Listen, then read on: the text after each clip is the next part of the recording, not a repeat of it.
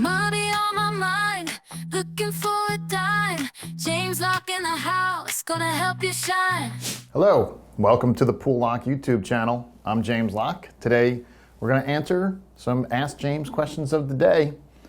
We have this first question from Jim, and he asks, I invest for income. Does that mean I'll get less total return overall? Jim, that's an excellent question. And it's one that's crucial for understanding how investing for income can affect your overall investment returns in retirement.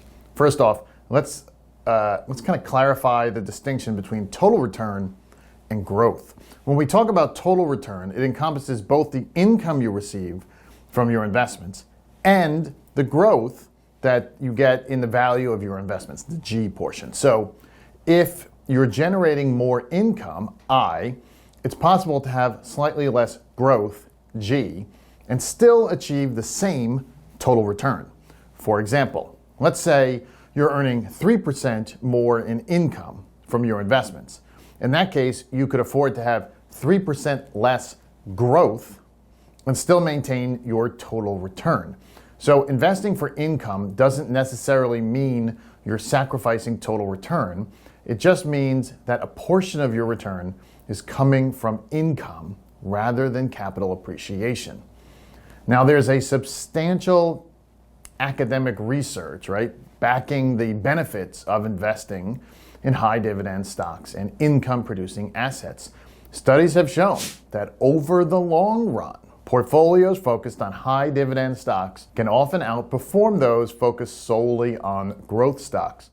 Even in the S&P 500, which is primarily known for growth, a significant portion, between 35 and 40% of the total return historically has come from dividends. This highlights the importance of not disregarding income when planning your investment strategy.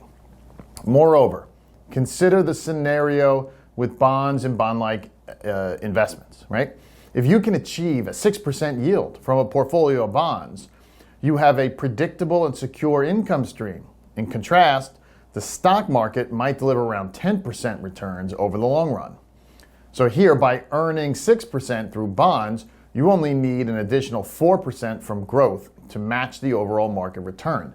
This demonstrates how income-focused strategies can provide stability and reduce the reliance on volatile market conditions for returns. In essence, Jim, while opting for more income may mean slightly less growth potential, the G component, it does not equate to less total return. It simply means your returns are balanced between income and growth. The approach can be particularly beneficial in retirement when stability and reliable income are paramount. By incorporating income-generating assets into your portfolio, you not only enhance cash flow, but also potentially reduce volatility and enhance your overall financial security.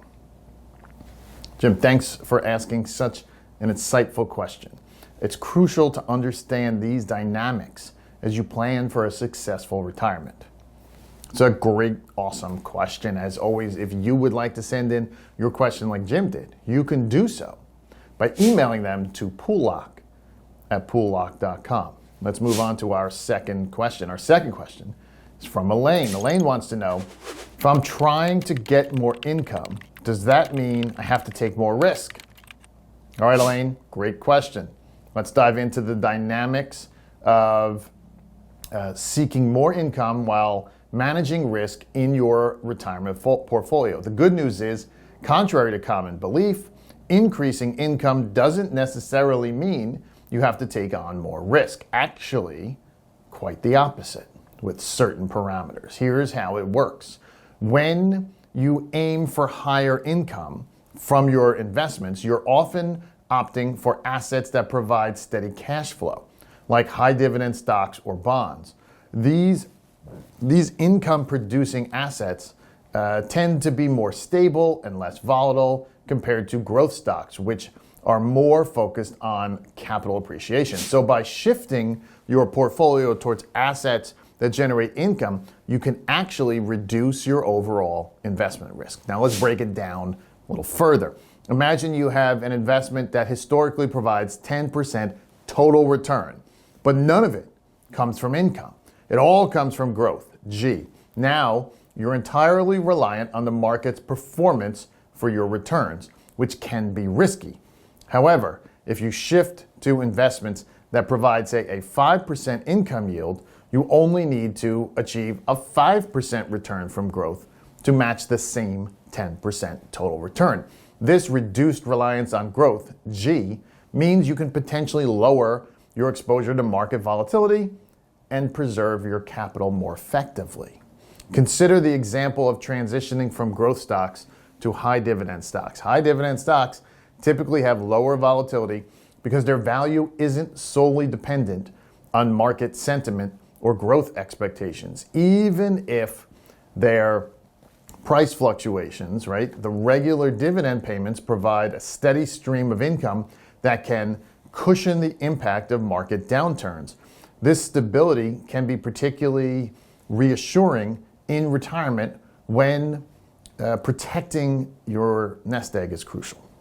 Moreover, if you decide to shift a portion of your portfolio into bonds, you're even reducing volatility while increasing your income. So bonds are known for their stability and regular interest payments, making them a reliable source of income in retirement. Now, by diversifying across different income generating assets, high dividend stocks, bonds, and potentially other income focused investments, you can effectively manage risk while enhancing your cash flow.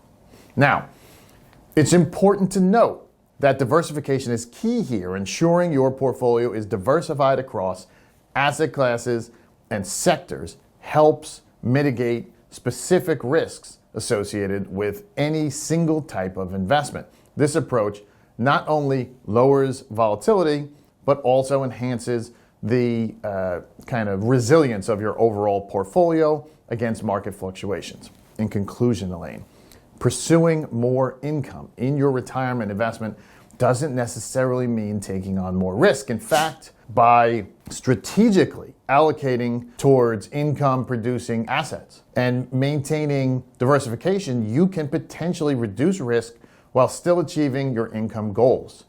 It's a balancing act where you kind of aim to optimize both income and risk management, ensuring a more stable and predictable financial future in retirement. Thanks for your question, Elaine, and it's crucial to consider for anyone planning for their retirement strategy. Two great questions today. Thanks so much, as always.